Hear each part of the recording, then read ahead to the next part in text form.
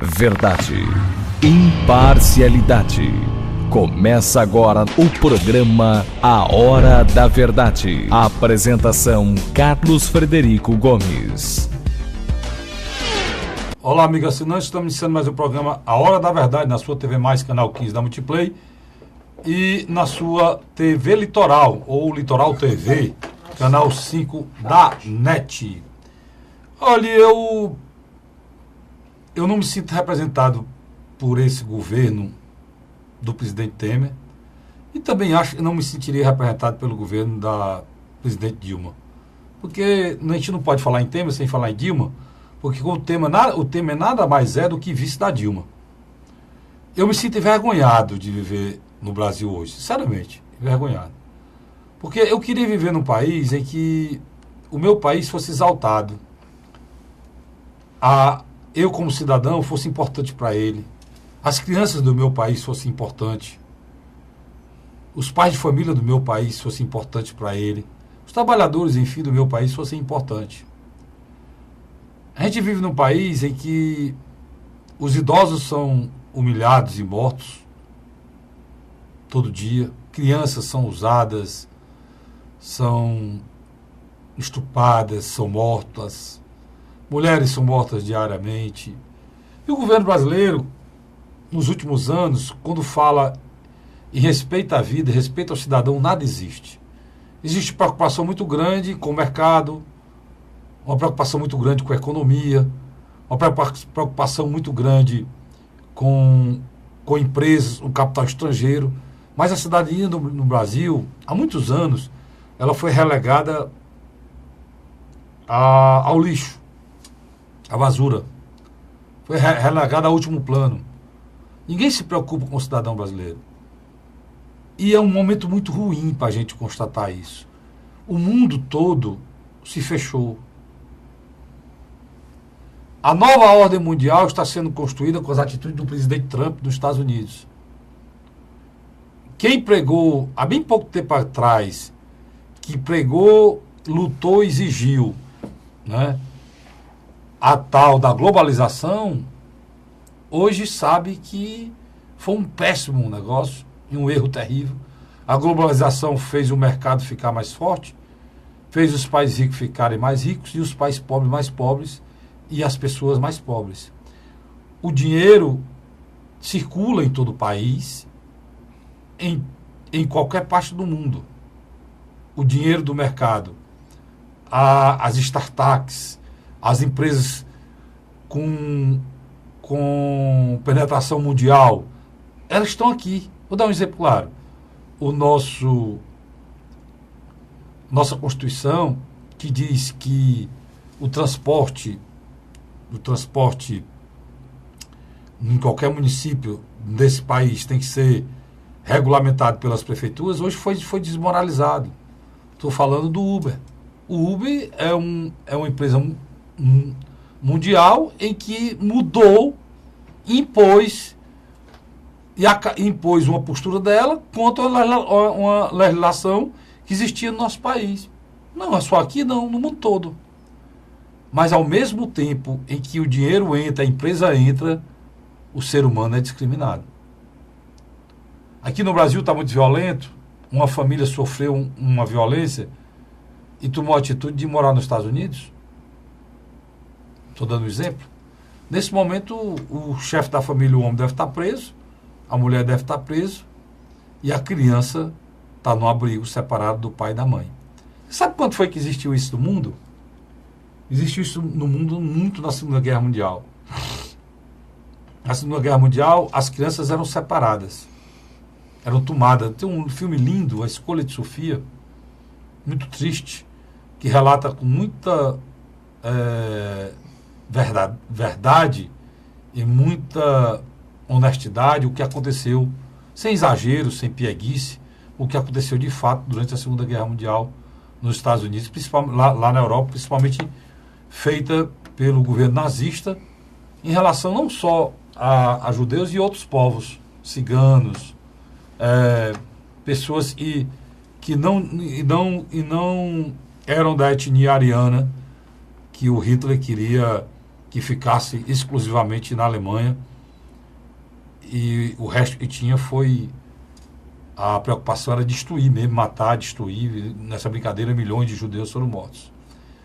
E começou com a separação das crianças. Hoje, o presidente Temer, não vou falar nem nas outras lá, mais de 1.000 que foram separadas. Mas o presidente Temer separou, o presidente Trump separou, no mínimo 50 crianças brasileiras dos seus pais. E ela não sabe onde estão seus pais, nem pai nem mãe, estão vivendo em abrigos espalhados no território americano. Para quem não sabe, os Estados Unidos é maior do que o Brasil, para você ter ideia do tamanho dessa tragédia. E ninguém sabe onde estão os pais. Tem lá os cônsulos brasileiros que moram nos Estados Unidos, estão loucos tentando achar essas crianças e os pais dessas crianças para tentar, de novo, unir e formar a família. Pois é, esse louco e repetiu um ato nazista, está fazendo hoje nos Estados Unidos, esse louco chamado Trump, representa um governo em que o vice-presidente está aqui no Brasil. E veio aqui no Brasil, teve coragem de dar carão aqui no Brasil. Para um presidente corrupto, fraco, que nos enoja, chamado Temer. Veio o nosso país e ainda veio um governo que age dessa maneira, que separa famílias e retira uma criança do convívio do pai e da mãe. Os vice-presidentes, nem o presidente, o vice-presidente desse local vem falar com o nosso presidente. É por isso que às vezes dá vergonha de ser brasileiro, né? Dá vergonha, gente. Por isso que ele se preocupa muito em o Brasil passar ou não passar da primeira fase da Copa. Eu me preocupo muito com o meu país, demais com o meu país, fazer um papelão desse. Esse presidente corrupto que nós temos, aceitar um vice-presidente de um país que separou 50 crianças brasileiras dos pais, via o nosso país ainda dá carão aqui na política que ele faz em relação à Venezuela, isolamento da Venezuela, não sei o quê. Ainda vem dizer que vocês não arriscam a sua vida indo para os Estados Unidos, não. Vivam aqui. Nós não queremos... Disse lá, nós não aceitamos vocês lá, não. Disse aqui. Deu um recado aqui no território brasileiro. Ainda é feito almoço e jantar e é recebido aqui com a pompa. Pode ser, meu irmão.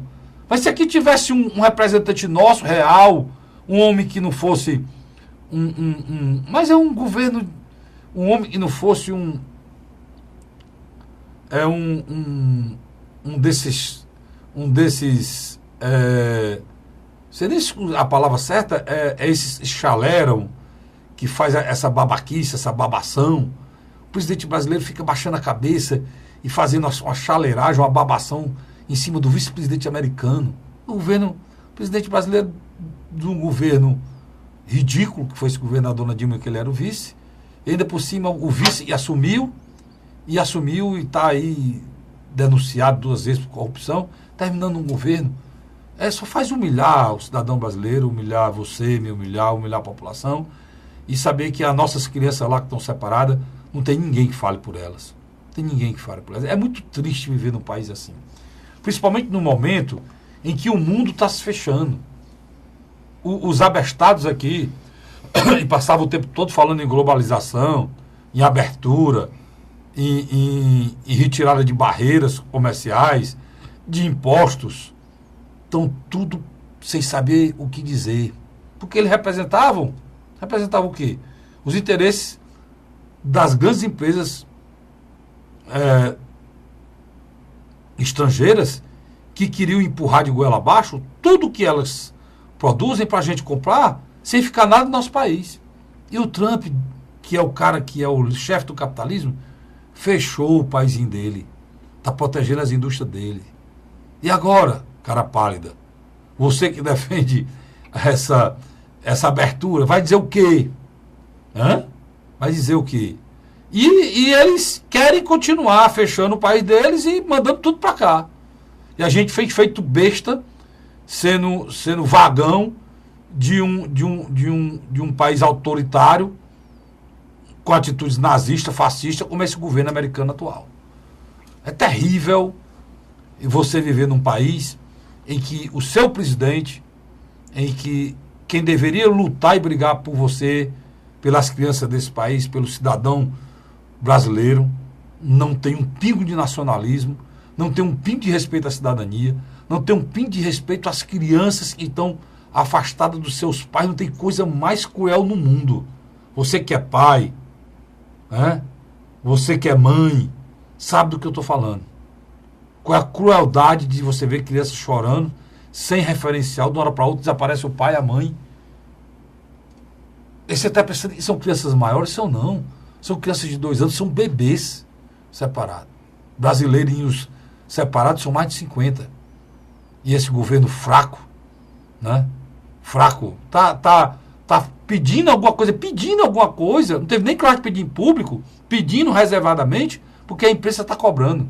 É um governo fraco, um governo que já devia não estar mais aí, porque só faz vergonha, e a gente, cada dia que passa, fica mais machucado com essa falta de respeito à cidadania, de falta de amor ao nosso país, porque nós não temos mais como dizer, não, tá ruim o Brasil, vou para outro canto. Não existe mais outro canto. Não existe mais, o mundo está fechado. A Europa não quer mais um imigrante, a Itália não aceita mais nem um navio com pessoas morrendo de fome. E pessoas estão morrendo no Mediterrâneo. O Mediterrâneo está virando um grande cemitério de africanos mortos, e eles não querem nem saber. A Europa não quer mais ninguém. Não quer saber de ninguém. Nem de sul-americano, nem de africano, nem de ninguém. Os Estados Unidos, muito menos. Né? E a gente precisa fechar o nosso país e cuidar do povo brasileiro. É por isso que algumas, por exemplo, o americano escolheu o presidente para cuidar dele. Nós precisamos escolher um presidente que cuide da gente. Esse é o grande recado. E o nacionalismo está crescendo em todos os países do mundo. Eu não sei se esse nacionalismo no Brasil vai ser de esquerda, vai ser de direita, não importa. Mas que todo mundo tem medo de regime nacionalista, tem. Mas o Brasil precisa de um pouquinho de nacionalismo. Porque transformaram o nosso país num país sem identidade. Num país sem respeito à cidadania. Num país sem amor aos seus compatriotas, aos seus integrantes, aos seus cidadãos. Nós somos desrespeitados pelo nosso governo. E não somos respeitados. Para encerrar, eu quero lembrar, os Estados Unidos já invadiu países, já construiu guerra para salvar um soldado americano. Nós temos 50 brasileirinhos que não entendem nada na vida, que não estão no nosso país porque o pai resolveu arriscá-los em uma aventura. Nem culpa eles têm. E nem o respeito, nem a vontade, nem a coragem, a obrigação do governo brasileiro de ir atrás desses nossos brasileirinhos, não, nós não temos. Me dá vergonha, nesse momento, ser um cidadão brasileiro. Eu tenho vergonha. Porque, do mesmo jeito que não cuidam de um cidadão brasileiro, como a gente vê, mas são crianças indefesas. Mais de 50, que estão aí em outro país, e o nosso país não tem coragem nem de... Esse cidadão, esse vice-presidente, a viagem dele para esse país era para ter sido cancelada. Se aqui tivesse o presidente. O senhor não pode pisar no nosso país, não. Resolva o problema das nossas crianças que estão lá sem os pais. Mas não. Fizeram foi chalerar aqui, uma babação, né, com esse vice-presidente americano. Não deveria nem ter pisado em solo brasileiro. E, infelizmente, essa indignação não é de todo mundo, não. As pessoas acham que isso é normal. Isso não é normal. Luiz, se fosse ao contrário... Sem dúvida. Não tinha um embaixador dos Estados Unidos aqui no Brasil. Todos eles já tinham ido embora para lá. Eles já tinham tirado todos. Mas, infelizmente, a gente é um país, Luiz, que envergonha a gente, né? A gente vai perdendo o amor, o respeito, a nossa... Porque as pessoas estão pensando no futebol, né? Uhum. Na Copa do Mundo, né? Eu não vou nem falar, eu estou gravando quarta, o jogo do Brasil é quinta, o jogo do Brasil é quarta-feira, e eu ainda não sei o resultado, eu nem falar se foi a favor ou contra, nem me interessa. Eu estou querendo dizer o seguinte, as pessoas estão preocupadas e vão ficar felizes ou chorar se o Brasil ganha ou não um jogo, para enaltecer um país que nem existe. O Donald Trump, durante a sua pré-campanha presidencial e durante a sua própria campanha presidencial deixou bem claro. Ele ia construir um muro que separava os Estados Unidos do México. Diferente do que acontece entre Estados Unidos e Canadá. Você sabe quem são os 3 países que fazem parte do NAFTA? Canadá, Estados Unidos e, teoricamente, o México. Nem México, né? Não, mas eu acabei de falar na meu raciocínio aqui. O que é o NAFTA? É uma zona de livre comércio da América do Norte. Como o Mercosul aqui no Brasil. Como o Mercosul aqui no Brasil. O que eles querem estabelecer é que o negócio, que o dinheiro pode ir e vir. O cidadão não. Que conversa é essa, rapaz? No dia que é essa discussão que eu faço da esquerda. Aí o capital está acima do ser humano. O capital, as leis, as empresas transitam normalmente. O cidadão, não. Quer dizer, os Estados Unidos é interessante ter uma zona de livre comércio, porque quem é que vai comprar? Quem é que produz mais? Eu tenho chamado a atenção de alguns membros da imprensa cearense brasileira. Por quê? O nosso ódio ao Donald Trump, ele não pode ser associado ao que o americano médio pensa. O americano médio pensa mais ou menos o que o Donald Trump faz. É ironia do destino, mas é uma verdade. É uma verdade. Quer dizer, o Donald Trump abriu mão de ser uma liderança mundial para arbitrar os conflitos. O que pensa Donald Trump? Está aqui a frase que o vice-presidente falou. Só completar teu raciocínio. Para as pessoas da América Central, eu tenho um recado para vocês. Ele nem sabe que está na América do Sul, mas ele pensa que está na América Central, né? Do coração, queremos que suas nações prosperem e vocês não arrisquem suas vidas e a de seus filhos tentando vir para os Estados Unidos. Até mal formulado, porque ele não está nos Estados Unidos, ele está aqui. Então, tentando ir para os Estados Unidos, não é vir, ele não está lá, ele está aqui, né? Se vocês não conseguem vir lá legalmente, ele dizer, se vocês não conseguem ir legalmente, que ele está aqui no Brasil, ele não está lá, não venham, ou não, tudo errado aqui. Cuidem de suas crianças e construam suas vidas em seus países de origem. É um recado, cara. É um recado. E aí, Luiz, o que tu está querendo dizer? Tu está querendo dizer que nós precisamos eleger o nosso Trump aqui? É? Não tô só querendo dizer. O Bolsonaro é o bicho mais parecido que tem com o Trump. Só que ninguém está querendo vir para o Brasil, não. Nós temos esse mesmo problema com a Venezuela. Só que lá na Venezuela, Luiz, as pessoas estão vindo para cá, o Brasil está acolhendo. O Brasil está botando no avião, está distribuindo. Para São Paulo, sei para onde, aceitou lá, acolheu, está vacinando. Se você chegar em São Paulo, provavelmente... A diferença, o Brasil é um país pobre. Os Estados Unidos, porque, Luiz, a discussão lá... Vamos fazer o primeiro programa falando de política internacional. Será que a Europa era o que ela é, Luiz? Tu que conhece e eu que conheço, né? Será que a Europa era o que ela é, sem o que levaram aqui da América do Sul? Sem dúvida. O que levaram do Peru, o que levaram do Peru, do México, do México, do Brasil. Os anos de exploração do Brasil e do México, da Argentina, do Uruguai, enfim, da Colômbia, da própria Venezuela. Foi anos e anos a fio em que todos esses países eram colônias de exploração. A Espanha virou o maior império na época, no século XVI, no século XVIII, século XVIII. No século XVI. Não, 16 foi 1500, foi o descobrimento, né? 1500 foi o descobrimento. Foi o século XVIII, no ano 1700, 1800, naquela época, a Espanha virou um reino, Luiz, sem ocaso, ou seja, o sol não se punha. Tanto ele como a Inglaterra. Porque era uma banda da América Latina toda, fizeram até o Tratado de Todo Exílio, uma banda da América Latina toda era da Espanha, junto com a América Central toda, junto com o México todo, e pronto. E além e Portugal, com o Brasil, e Portugal com as colônias que tinha na África, a Espanha com as colônias que tinha na África, e por aí iam. E tudo isso foi explorado, a África foi explorada, a América do Sul e a América Central foi totalmente explorada. E se vocês não querem que haja imigração para lá, Luiz, façam alguma coisa para ajudar esse povo. Só para encerrar meu comentário, para você pegar daí, lembrar que isso eu estou falando lá atrás, né? Quando a gente tinha a colônia de exploração. Agora, depois da guerra, que foi que aconteceu no nosso país? Depois da Primeira Guerra Mundial, o que foi que aconteceu no nosso país, não? O Brasil se abriu para italianos, para japoneses.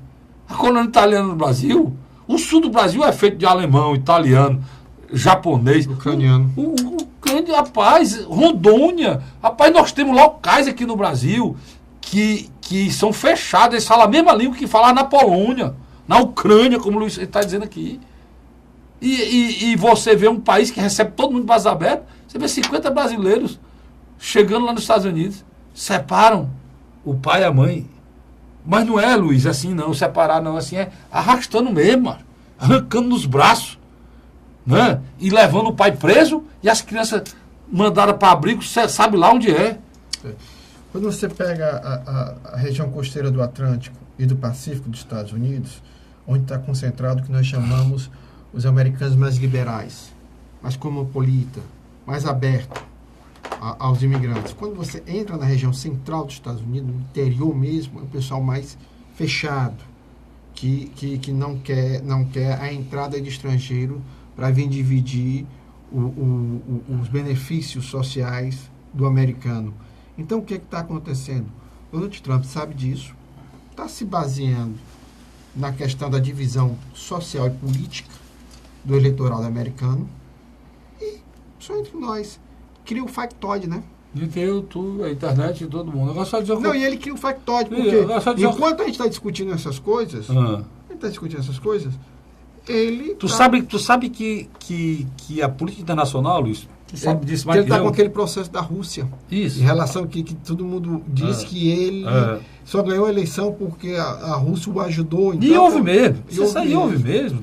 A coincidência naquela época, mas aquelas histórias da Hillary Clinton, esse programa não é de política internacional, mas o Luiz acompanha, eu também. Toda aquela denúncia da Hillary Clinton, agora do e-mail dela pessoal, que ela usou com questões de Estado, quando era secretária de Estado, aquilo ali surgiu, macho, em cima de papéis oficiais liberados pelo o agente americano do Wikileaks, né? Uhum. Que tá onde? Tá onde? Ele tá na Rússia, cara. Verdade. Ele permitiu com que... Ele está liberando, de acordo com as eleições, isso aí. De interesse dele. Inclusive, algumas empresas de internet que estavam potencializando no Facebook, com aquelas coisas lá, iam fazer aqui no Brasil a mesma coisa que foi feito do lá da Rússia. Agora, só lembrar uma coisa para vocês aí, que aí a minha revolta e continua. Esse programa não é internacional, nós estamos discutindo o nosso país. Infelizmente, nosso país, nós somos humilhados pelo resto do mundo sempre. Eu quero lembrar para esse presidente fraco, esse presidente que nos envergonha, o presidente Temer, que a política mais conhecida em termos de, lá no Itamaraty, em termos de política estrangeira, é a da reciprocidade. Você tem o direito de fazer igual, ou melhor, você tem o direito de fazer igual o que fazem com você. Ou seja, se num país fechar a porta para a entrada de brasileiros, você fecha a porta para a entrada de americano. Eu me lembro demais, e o Brasil tomou atitudes em relação a voos, né, aqui no Brasil, dentro da política de responsabilidade, pelas mesmas atitudes que estavam tomando em relação a brasileiros lá, o tratamento. Fizeram o tratamento aqui, teve um piloto, e teve que passar por uma vistoria e passar, que ele simplesmente bateu a foto com uma atitude obscena. Deu um cotoco, né? Com raiva, porque o Brasil, durante 10 dias apenas, manteve o mesmo tipo de tratamento que estavam dando os brasileiros quando iam embarcar lá nos Estados Unidos. Né? Então, nós temos que ter homens, agora no dia 7, dia do meu aniversário, nós vamos eleger um presidente, né, Luiz? Nós temos que ter homens que respeitem a nossa cidadania. Nós somos brasileiros, cara. Nós somos brasileiros para gritar gol, não. Nós somos só brasileiros para botar bandeirinha em futebol, não. Nós temos que ser brasileiros para lutar pelo nosso país, para ter dignidade, para ter amor de ser por nosso país e exigir que as pessoas nos respeitem, porque nós somos um país grande mesmo, na exceção da palavra, não é só no tamanho, não. Mas, infelizmente, os nossos governos são medíocres, são pequenos. Esse é o grande problema. Nós somos um grande país com governos pequenos e medíocres. Porque a maneira que o cidadão brasileiro é tratado é imoral. Mas a gente só se lembra que é brasileiro para cantar a musicazinha do eu sou brasileiro, com muito orgulho. Orgulho de quê? Se tem criança brasileira ser separada de pai em outro país e o governo brasileiro não diz uma palavra. Eu tenho vergonha de ser brasileiro. se continuar governos como esses que a gente tem tido nos últimos anos. Tá certo? Tem vergonha. Vou pro rápido intervalo e volto já já. Sai daí não. A Hora da Verdade.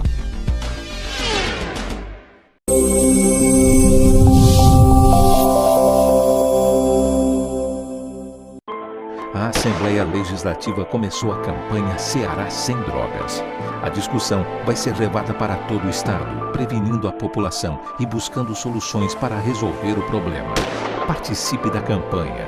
Juntos ficamos mais fortes para combater essa verdadeira tragédia que destrói famílias, futuro e muitas vezes a própria vida. Ceará Sem Drogas, uma luta de todos nós. Assembleia Legislativa do Estado do Ceará. José de Arimanteia, Uruoca. Acordo 8 horas, 9 horas, aí carrego o carro e vou lá pegar água. Aí sai distribuindo os comércios. Estrada dessa, ó, pagou de você andar, ó. Você não gasta pneu, tem economia no bolso e anda rápido. Sertanejo pega uma estrada boa, fica feliz, fica contente. Assim como o trecho que liga Uruoca a Martinópole, o governo do Ceará está fazendo mais de 1.000 quilômetros de estradas mais importantes da vida de muita gente. Governo do Ceará.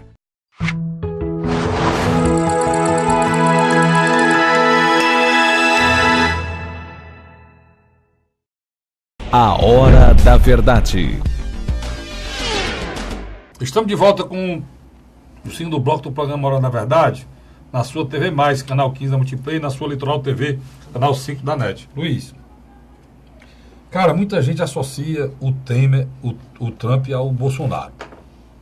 Nós vamos ter um governo assim, se o Bolsonaro ganhar, dessa mesma maneira aí? Não, são duas naturezas diferentes. São duas naturezas diferentes. Por exemplo, nos Estados Unidos não havia um governo enfraquecido que estava passando bastão. Você tinha o Obama, que tinha demonstrado que a economia, desde o final de 2008, com aquela crise nas bolsas de valores, estava muito fragilizada. O Obama, quando entregou para o Donald Trump, já estava a economia reagindo. Tanto que no primeiro ano do Trump, você nota... Mas a economia melhorou muito com o Trump. Não, mas é que o Obama entregou numa situação melhor. Então, a discussão sobre crise financeira, corrupção lá... Você sabe por que eu lhe fiz essa pergunta, sabe? Sei.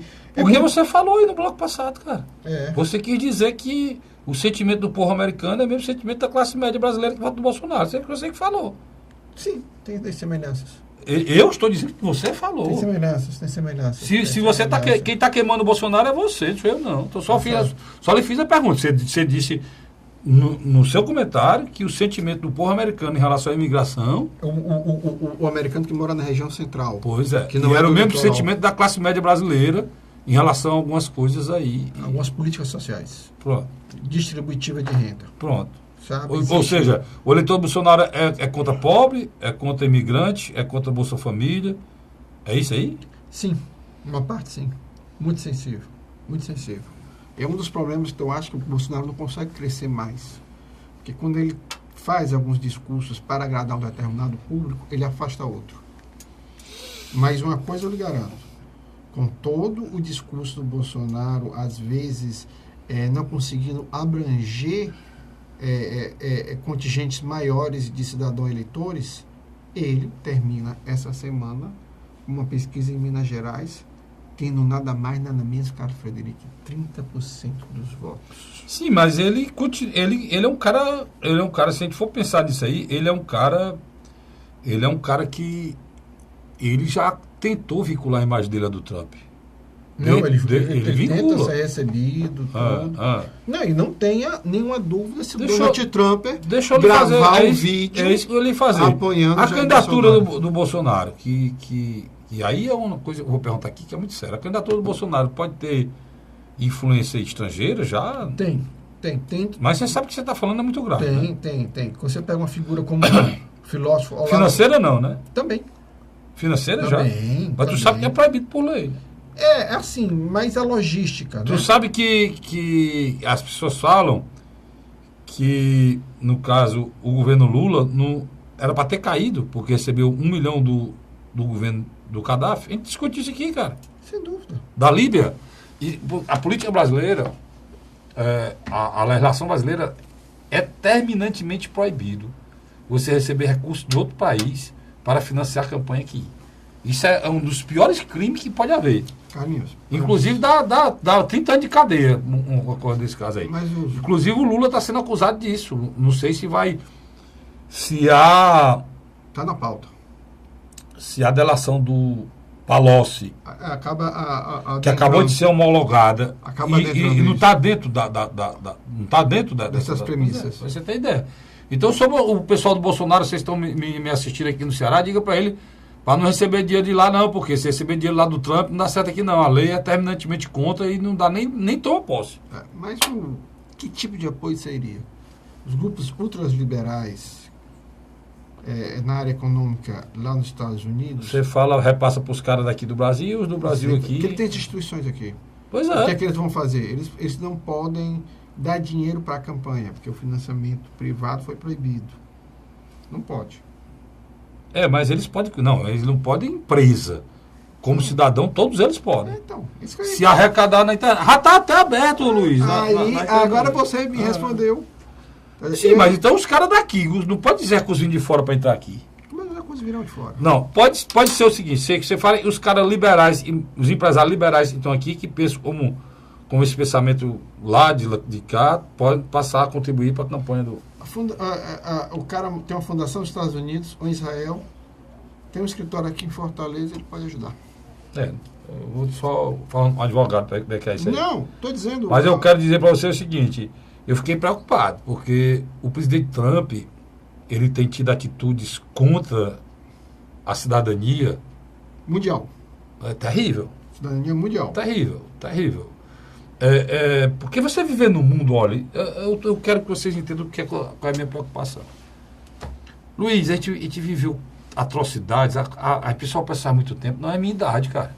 Há 50 e poucos anos atrás, o mundo matava seres humanos com gás dentro de um quarto e depois fazia sabão. Quer dizer, a gente passou um tempo vivendo para que isso não voltasse. Hoje em dia, o que é que você vê no mundo hoje? Você vê pessoas negras da África, sírios que estão em guerra, e aí a questão religiosa e racial é uma coisa terrível, e também xenófoba, porque a discriminação do lugar, de onde a pessoa vem. E nós brasileiros estamos sujeitos a isso, afeitos a isso. Só que nós somos um país, Luiz, que recebeu gente do mundo todo. A propaganda do Brasil... Mas o próprio Estados Unidos recebeu gente do mundo todo. Houve uma época também que eles fizeram uma política de braços abertos. Mas nós não somos líderes no mundo, não. Nós. Eu sei, mas... Quem é líder do mundo é eles. Eles que tem que liderar a humanidade. Vamos lá, o ponto que você quer chegar, eu concordo, veemente. Mas também, por outro lado, existe uma certa, não razão, mas uma certa racionalidade por parte dos americanos. Quer dizer, vamos dar um exemplo bem simples e objetivo. Os cartéis de droga estão dominando literalmente o México. E eles fizeram o quê pela América Latina? Sim. Por exemplo, eles podiam ter feito muito para a América Latina e ter combatido a cocaína na Bolívia, ter combatido a cocaína na Colômbia, ter combatido Pois é, na Colômbia eles depois, e o país dele está quase destruído, que eles foram. Então, são coisas, Luiz, e que eu estou preocupado, já saindo deles e voltando para cá, porque tem umas coisas antagônicas no Bolsonaro. Ele é liberal para umas coisas e, ao mesmo tempo, não é para outras. Não sei Deixa eu trazer aqui para a nossa realidade. Eu captei o que você quer fazer. Vamos lá. Um exemplo simples e objetivo. Captou, meu guru? Vamos ser bem objetivo. A nossa classe média fortalezense, a classe média de Recife, de São Paulo e Rio de Janeiro. Aquela classe média já consolidada, que já está na terceira geração. Mora em condomínio de luxo ou... Como você. Não chego a tanta não conhece a periferia, só toma café em shopping, tá. mora aqui na... O que acontece? Eles têm uma visão de apartheid social. Eles têm uma visão. Entendeu? Olha a prestação que ele está falando. Agora é interessante. Se você disser que o Bolsonaro defende o apartheid social, ele não defende isso. Ontem eu estava assistindo... Ele não é o Donald Trump. Eu estava assistindo Roda Viva. O que assemelha o Donald Trump e o Bolsonaro é o aspecto nacionalista. Só que o Donald Trump é um nacionalista excludente. Ele só quer saber Sim, do esse americano. nacionalismo é que eu quero entender. O Donald Trump é um nacionalista excludente que cuida do país dele, né? Aqui no Brasil os caras são nacionalistas para entregar o país. Como é que o cara pode ser nacionalista, cuidar da classe média, ao mesmo tempo ser liberal para entregar tudo que a gente tem? Porque é o pensamento do Bolsonaro. Estado mínimo. É complicado mesmo, eu concordo com você. Os Estados Unidos lá é Estados Unidos, vão abrir. Explica Nos Estados Unidos ele está fechando tudo para as empresas nacionais não serem atingidas. A China que eu digo. Explica o telespectador, o economista, você está querendo falar do economista hoje que cuida da pauta de um provável governo de Jair Messias Bolsonaro, que é totalmente liberal. Estado mínimo. Estado mínimo. É o mesmo pensamento do PSDB, cara. Privatizar tudo, entregar. Como é que eu sou nacionalista e entrego esse país? Olha, eu vou lhe dar um exemplo claro. Tu sabe quanto é que é de isenção aí para a Shell? 1 trilhão de isenção da Shell. 1 trilhão de isenção. No contrato foi feito aí do pré-sal. Aí eu não entendo. E disse que quer arrecadar. O projeto do pré-sal está sendo votado lá. Quiseram botar 20% de royalties para os estados, não passa. E para os municípios, só passa 10%. Entregando uma riqueza brasileira para eles. Os Estados Unidos faria isso? Nunca. Não, o petróleo do Alasca... Se a gente for ser nacionalista, vamos ser igual aos Estados Unidos, cara. Vamos proteger a indústria nacional. A indústria nacional, Luiz, foi uma das maiores do mundo. Uma das maiores. Não foi uma das maiores do mundo. Ainda temos um grande parque. Luiz, o que a gente era há 10 anos atrás, o que a gente é hoje, a gente não é nem um arremedo do que a gente era há 20 anos atrás. O que os economistas chamam de processo de desdestruição. Que foi? Destruir a indústria nacional. Pois assim, se a gente vai votar no governo nacionalista, Bolsonaro, que a gente cuide do que é nosso, cara. Carlinhos, porque senão, nós temos que ir atrás na direita de outro nacionalista que cuide da gente. Ou então na esquerda. O seguinte, o que você fala é uma grande verdade. Uma figura como Jair Messias Bolsonaro, que veio do Exército, passou a vida dele toda praticamente lá dentro, que absorveu aquela visão de Estado macro que o Exército tinha. Que o Exército, durante o período que ficou de 64 nacionalista. até 85, ela acreditava num desenvolvimento nacionalista via o Estado. A gente tinha que... Eles trouxeram multinacionais, mas para ficar aqui. O Brasil fabrica carro da Volkswagen naquele tempo numa empresa multinacional. Hoje que elas são transnacionais. Mas naquele tempo era multinacional. São empresas que tinham capital aqui no Brasil e davam emprego aqui no Brasil. Tanto ela como a Ford. Hoje não. Hoje essa porcaria desse iPhone aqui é americana e é feito lá na Coreia. Né? Ninguém nem sabe onde é que é feito. É montado, é feito num canto, montado. Agora eu estou querendo dizer para você me dizer, como é que a gente define o Bolsonaro economicamente, ou como é que você pode pensar que ele vai proteger o povo brasileiro com um pensamento liberal desse? Mas aí que está o X da questão. Quando você pega uma parte do eleitorado dele jovem, de 16 a 30 anos, em sua grande maioria masculina, e também ou cursando faculdade ou já formado, eles defendem excessivamente as privatizações. Pois nós estamos falando, sabe quem? Ele está falando aí dessa turma do Vem Pra Rua aí, do movimento Brasil Livre. Essa turma aí, eles têm um pensamento seguinte, eles querem ser cidadão do mundo, entregando tudo que a gente tem, e destruindo tudo que é política social e fazendo o mundo só deles, né, Luiz? Mas, Carlinhos, só para mudar um pouco aqui, essa semana o presidencial Ciro Gomes teve uma grande vitória. Na reunião dos diretórios estaduais... Vamos sair do Bolsonaro para o Ciro agora. As reuniões dos diretórios estaduais do Partido Socialista Brasileiro está se direcionando para apoiá-lo. Eu acho que não tinha saído para o PSB não, né, Luiz? Quem teve uma candidatura como a do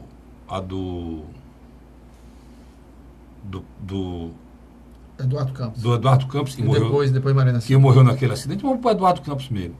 A figura que tem o pensamento, a figura que tem o alinhamento, inclusive econômico, inclusive nessa linha que eu estou falando aqui, né, de modelo de país, por exemplo, o que é que o Ciro prega? Aí você vai entender por que é que eu acho que o Luiz acertou na música. O que é que o Ciro prega? O Ciro prega aqui uma economia livre de mercado, mas em que o Estado seja protagonista no desenvolvimento do país. Petrobras, política de petróleo, o país tem que investir em refinaria para baixar o preço. Por quê? Porque são coisas estratégicas. Energia, o país não pode entregar energia para os caras porque são coisas estratégicas. Questão da saúde, medicamento, o Brasil não pode entregar as patentes, medicamento, porque são coisas estratégicas, são coisas que o Ciro fala diariamente, né? Aí não é Estado mínimo, você tem economia de mercado, mas que o Estado funciona não para fazer aparelhar a Embrapa, como o Lula fez, como para aparelhar a Petrobras, que quer aparelhar como a figura do partido lá. Não tem nada a ver, tem competência nenhuma, só é partidário amigo, vai lá para a cabeça da direção de uma estatal. E potencializar, Luiz, as estatais que fazem parte desse processo de desenvolvimento econômico. É esse o pensamento do Ciro. Por isso que você tem razão. É a mesma coisa que pensava Eduardo Campos. Mesma coisa. Só que um governo que valorize e potencialize as políticas sociais, como Bolsa Família, como criação de emprego e renda, como desenvolvimento do Nordeste. O Brasil não pode continuar a vida toda dizendo que é uma república federativa e tem mais de 10, de 12, 13, 14, 15 estados da federação, mais da metade, pobres. Pobres. Que a própria Constituição diz que eles têm que ser tratados de forma igual, né, Luiz? De passagem, com misérias africanas, né? Pois é, os índices de pobrezas africana. Qual é um dos problemas? Vamos explicar para vocês. É a história do imposto na origem. Vamos aqui Na origem, por exemplo, São Paulo produz quase tudo que a gente consome, né? Quando você compra uma televisão produzida em São Paulo, o imposto fica onde? São Paulo. E aí quem compra aqui? Aí o brasileiro, o cearense trabalha, ganha o dinheiro dele, pega o dinheiro dele, compra a televisão nos Estados, lá em São Paulo, ou um carro em São Paulo, ou o computador em São Paulo, porque a fábrica é lá, o dinheiro do imposto fica lá. Aí você pega a produção do cearense, que produziu, ganhou o dinheiro, e dá imposto para o estado mais rico do país. Pode continuar, Luiz? Se não é lá na Zona Franca, né? A mesma coisa na Zona Franca, na Zona Norte. Isso pode continuar? Isso aí nós vamos parar onde desse jeito aí? Cada dia que passa São Paulo mais rico, cada dia que passa o povo cearense mais pobre. E o que vale para o Ceará, vale para o Piauí, vale para Pernambuco, vale para o Rio Grande do Norte, vale para Roraima, vale para o Acre. São os estados pobres do país. Tá certo, sem dúvida. Né? Aí o Ciro, do jeito que você está me dizendo aí, o Ciro vai conseguir o PSB. Aí o PSB ontem, quem estava no Roda Viva era a Manuela Dávila. E várias vezes ela foi questionada, Luiz, se a candidatura dela podia sair, porque as pessoas sabem que existe uma negociação. Ela disse que o eixo lá de negociação era PDT, PSOL, PCdoB, ela e PT. Esse é o arco de aliança. Se eles achassem uma candidatura que pudesse uni-los, a candidatura dela não seria impossível. Ela deixou praticamente antes do PSB, Luiz, falava-se no PCdoB. Alguma novidade em relação a ela? A saída dela para apoiar? O PCdoB falou que podia apoiar o Ciro. Não, ele deverá apoiá-lo. Quando você pega Mas alguma novidade essa semana sobre isso? Não. O próprio governador, o Flávio Dino, que vai para a reeleição no Maranhão, tem deixado bem claro que o melhor para ele mesmo seria apoiar um candidato que tem força no Nordeste, como Ciro Gomes. O PCdoB só tem o Maranhão? Só tem o Maranhão. Só tem o Maranhão. Na qual vai tentar reeditar uma coligação para derrotar o clã Sarney, né? Que é difícil lá. Ele conseguiu a primeira vez. Mas eu acho que se ele conseguir essa aliança com o Ciro Gomes, talvez se torne mais fácil ele derrotar pela segunda vez. Nós temos que ir para o intervalo, né? Pois eu vou para o intervalo, mas eu vou voltar com isso falando. Política local. Além da política local, um pouco mais ainda da política nacional, porque o Zé Disseu foi solto. Foi solto lá na segunda turma, né? Onde ia ser solto também o Lula. A gente falou isso no ano passado. Só que o Fachin tirou o processo, ia ser votado em segunda turma e levou para o pleno. Então, recorreram. Nós vamos falar sobre essas artimanhas da justiça, já, no terceiro e último bloco do programa Hora da Verdade. Sai daí não. A Hora da Verdade.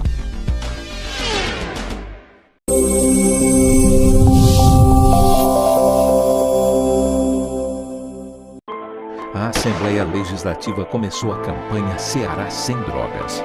A discussão vai ser levada para todo o estado, prevenindo a população e buscando soluções para resolver o problema. Participe da campanha. Juntos ficamos mais fortes para combater essa verdadeira tragédia que destrói famílias, futuro e muitas vezes a própria vida. Ceará Sem Drogas, uma luta de todos nós. Assembleia Legislativa do Estado do Ceará. José de Arimanteia, Uruoca. Acordo 8 horas, 9 horas, aí carrego o carro e vou lá pegar água. Aí sai distribuindo os comércios. Estrada dessa, ó, para gosto de você andar, ó. Você não gasta pneu, tem economia no bolso e anda rápido. Sertanejo pega uma estrada boa, fica feliz, fica contente. Assim como o trecho que liga Uruoca a Martinópole, o governo do Ceará está fazendo mais de 1.000 quilômetros de estradas mais importantes da vida de muita gente. Governo do Ceará.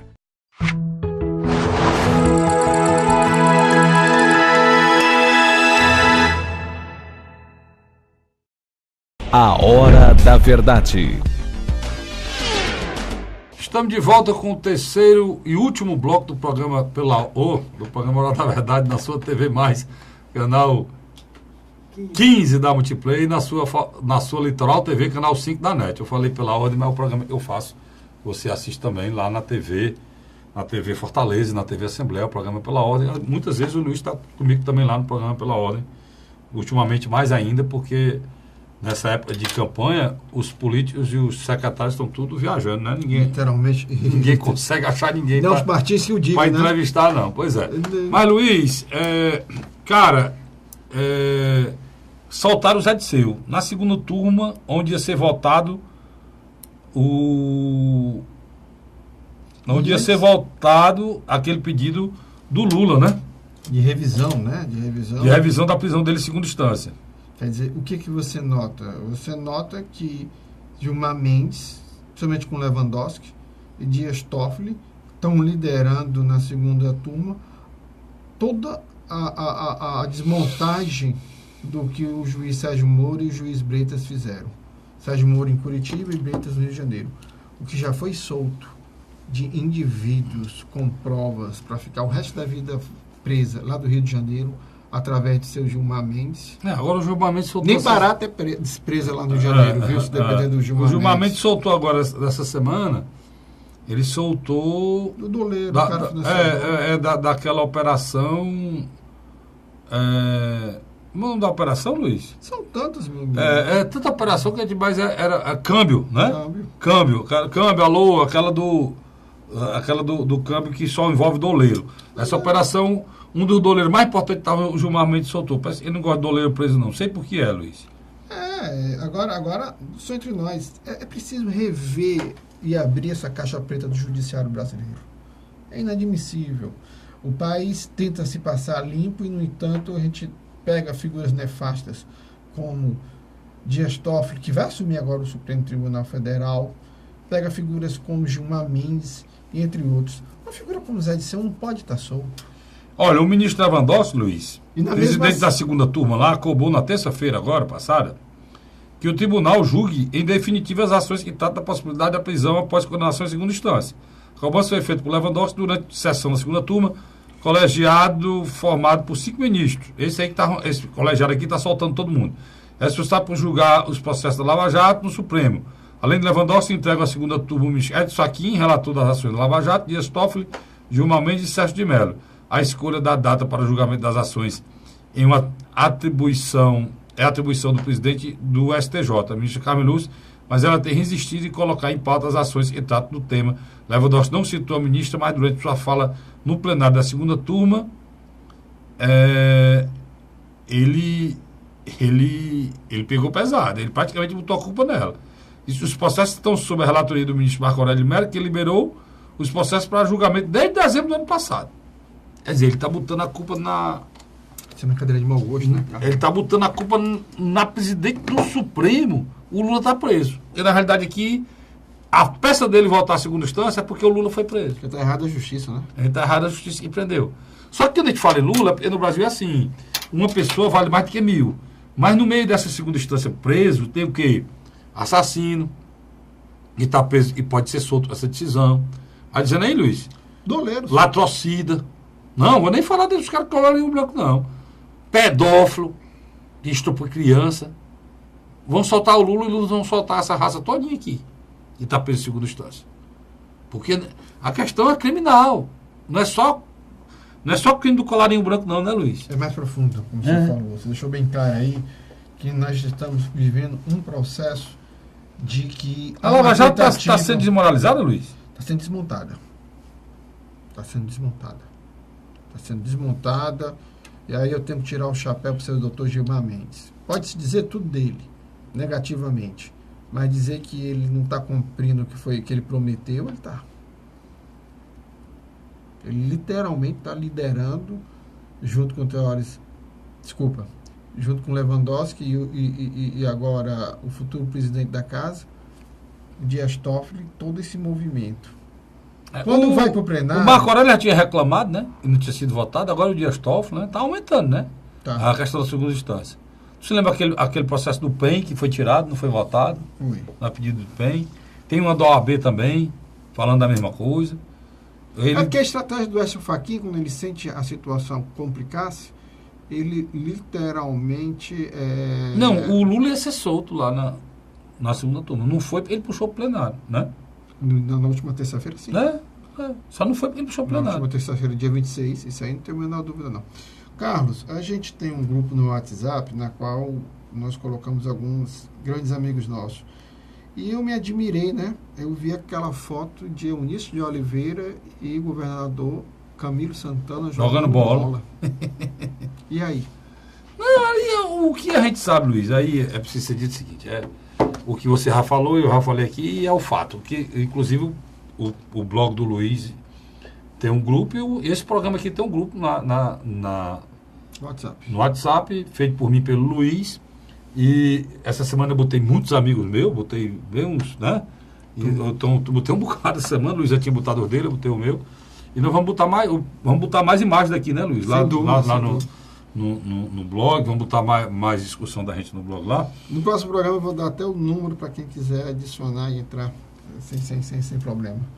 Então, eu acho que a aliança já está formada, né? Já. Pode até ser que ela não seja feita de forma formal, mas eu acho até que se ela dependesse só do Camilo, seria feita. Não, acho que ela já aconteceu. Eu estou falando, a aliança não vai ser feita de forma formal, com a coligação com o PMDB, porque não depende só do Camilo. Mas se dependesse só do Camilo, porque o PDT não aceita. Se fosse, eu supor, se fosse só o PT e o PMDB, já estava feita. Mas o PDT não aceita. Até pelo discurso nacional do Ciro. Por conta disso, exatamente por conta disso. Discurso nacional do Ciro. Então, na realidade, você já disse aqui, eu vou repetir o que você disse, que é verdade. Vamos para aquela coligação, como é que a turma chama? Aquela coligação branca. É verdade. Né? Que existe, mas de fato, mas não de direito. Não existe a coligação oficialmente feita em convenção, mas as pessoas que vão acompanhar o candidato a governador vão votar no candidato a senador do oficial, do candidato a governador, e no audiêncio, que não vai estar oficialmente coligado, mas vai ser falado o tempo todo em tudo. E foi né? que eu digo que foi uma postura muito assim, amiga do governador Camilo Santana, né, Luiz? Porque o governador Camilo Santana foi criticado pelo PMDB, foi maltratado na Assembleia. Você se lembra, cara? Você se lembra? A coisa fedeu na Assembleia. das discussões, as pessoas que representavam o PMDB, lá foi muita acusação. O que disseram do governo Camilo, os PMDBistas falaram do governo Camilo, o pessoal do PSD, né? E do Partido da Mulher, ou seja, a família do Domingos Filho, Aguiar, que falou desse governo, o que maltratou esse governo, né? Então o governador Camilo está se demonstrando um político muito assim hábil, né? Tem gente que não gosta e acha também que isso é feio, né? Mas nenhum, aí não veio para cima de mim essa história. Quem acusou, que disse que aquilo não prestava e voltou, tem que explicar. Quem estava no seu canto e foi largado e deixado de mão, e se a pessoa quiser voltar, ele não pode dizer, não quero mais, não existe esse político, Luiz. Não. Em ano de eleição, não existe esse político, não. Eu entendo. Porque algumas criaturas aí querem dizer, esse governo vagabundo se juntou de novo com quem esculhambou ele, meu amigo. Ruim é quem esculhambou e voltou. Quem aceitou de volta, não vem falar. Você não quer político, você quer anjo. Dizer que o governador Camilo, olha, eu não quero vocês, porque vocês falaram mal de mim, não me interessa. Onde é que tem isso, Luiz? No ano de eleição. Isso não existe. Deixa eu fazer aqui uma explicação histórica. O ex-governador e atual senador Tasso Gereissati, quando o grupo dele ficou no poder de 1987 a 2006, conseguindo eleger 4 governadores, mas no final assumiu 5, o Beni Veras, que assumiu o final do terceiro mandato de Tasso Gereissati. O que aconteceu? Você tinha o tassismo e o antitassismo. O antitassismo formado somente pelo lado da direita, pelo MDB e na época PFL, os democratas, e um antitassismo mais à esquerda, formado por PT, PSB e PCdoB. Quando Cid Gomes assumiu, aí diferenciou. O Cid construiu um grande domínio político-administrativo. Aí eu gosto de dizer que a oposição que nascia contra Cid Gomes era praticamente quando alguém era expulso desse condomínio. Primeiro momento. Lúcio Alcântara e o grupo político dele. Porque no governo Lúcio Alcântara, os Ferreira Gomes foram aliados até a véspera das eleições. Depois, quando terminou o governo Lúcio, o Lúcio vai para o PR e leva uma parte do PSDB. Mas o grupo do PSDB do Tasso permanece. Lá na frente, o que acontece? O próprio Cid, em função da questão nacional, é obrigado a colocar o grupo do Tasso para fora desse condomínio político administrativo. Em 2012, numa briga local dentro de Fortaleza, ele é obrigado a colocar para fora o grupo da prefeita petista Luziane Lins. Em 2014, na tentativa de eleger Camilo Santana, não, ele é obrigado... Você tá errando aí. Ele não botou ninguém para fora, Luiz. Não é que ele tenha botado para fora. Essas pessoas ficaram insatisfeitas e saíram. Não, mas é um choque de interesse. Não é que eu estou dizendo. A Luziane Lins queria botar um candidato dela. Né? Ela foi prefeita, ele apoiou. Ela foi reeleita, ele apoiou. Ele queria lançar um candidato a prefeito, ela não aceitou, saiu. Não havia uma candidatura conjunta. Vamos lá para o Tasso. O Tasso era o candidato ao Senado. O que mais parecido para botar para fora é esse daí. Porque o Lula não aceitou. E ele não quis romper com o Lula e lançou a candidatura. O Eunício foi posto para fora. O Eunício não foi posto para fora. O Eunício queria ser o candidato a governador, ele deu a vaga do Senado, o Eunício não quis. Não, ele queria que o Eunício já era senador, ele queria que indicasse ele deu a vaga para o PMDB indicar no Senado, porque o candidato a governador era o Camilo, ou a vice. Ele não quis nem o Senado, nem a vaga. Ele ofereceu tudo, menos o governador, porque ele era candidato a governador, né? E aí ele saiu. Mas a oposição... Agora, Mas a oposição Cid Gomes, Carlos Frederico, é feita por exclusão. Pois é, mas que eu estou querendo te dizer, que houve interesse. O caso do deputado do Domingos Filho, mesma coisa. Domingo queria ser o quê? Por exclusão. Mas vamos lá. É a mesma coisa. Não, estou só relatando o fato. A mesma coisa. O governador Camilo Santana, ele criou um modelo chamado administração ônibus. Como assim? Ele, na primeira fileira, tem quem? O grupo dos Ferreira Gomes e seus aliados mais próximos. No meio do ônibus tem os partidos tradicionais aliados de Camilo, como o PT, PDT, Partido Progressista. PDT é o Ferreira Gomes. Entre outros. Mas antes tinha o André Figueiredo, quer dizer... Mas o PDT é o Ferreira Gomes hoje. E na parte de trás agora, ele abriu um espaço para os novos aliados. Os novos aliados, na realidade, não eram adversários, eram antigos aliados. Eunício Oliveira foi eleito senador junto com quem? Gorete Pereira. Foi eleito senador com quem? O Eunício eleito senador com quem? Domingos Filho foi presidente da Assembleia junto com quem? Genesiano Noronha, que foi o primeiro mandato no PT. Então, pronto, o Domingos Filho foi primeiro secretário do Cid Gomes, quando o Cid era presidente da Assembleia. Sem dúvida. E depois virou a liderança e virou vice-governador de quem, o Domingos Filho? Do Cid. Então, esse aí era o quê? Era um aliado que saiu e voltou. O outro que saiu e voltou, Eunício Oliveira. A exceção do Eunício como liderança estadual foi para o Senado. Quem costurou a eleição do Eunício para o Senado? Sem dúvida. Em detrimento de quem? O Cid Gomes brigou com o Tasso Gereissati, mas apoiou o Eunício Oliveira para o Senado. Sem dúvida. Então, o que acontece? O Camilo Santana, ele constrói uma frente ampla. Ele está trazendo aliados que ele está tentando colocar em posições estratégicas. Deverá ter 2 chapas proporcionais de deputados federais, estaduais e candidato ao Senado o apoiando. Isso é um fato inédito. Deixa eu lhe fazer uma pergunta. Difícil você responder. E como é que o Tasso é adversário? Não, o Tasso não é adversário. Não, deixa eu terminar, mas como é que o Tasso é adversário e o Maia Júnior é secretário? Como é que o Tasso não está nesse ônibus aí, o Maia Júnior sendo secretário do Camilo, hein? O próprio PSDB no interior, a maioria dos prefeitos vai apoiar a reeleição de Camilo. Isso é muito notório. O presidente da Federação da Indústria do Estado do Ceará, que é filiado ao PSDB, Beto Estuda, já declarou essa semana que é difícil você entender a política do Ceará. Quer dizer, agora, Luiz, tem uma dificuldade aí, você falou, eu não quero deixar de falar sobre isso, tem uma dificuldade aí. A situação do Eunício para o Senado não está ainda, assim, eleitoralmente ainda precisa ver as pesquisas, né? Porque tem candidaturas fortes aí, na oposição, como tem a do Girão, né? Que é do PROS, né, Luiz? É do PROS. É do PROS, que é ligado ao Capitão Wagner, que é um grande puxador de voto. Do Girão. Eu, inclusive, vou chamá-lo aqui.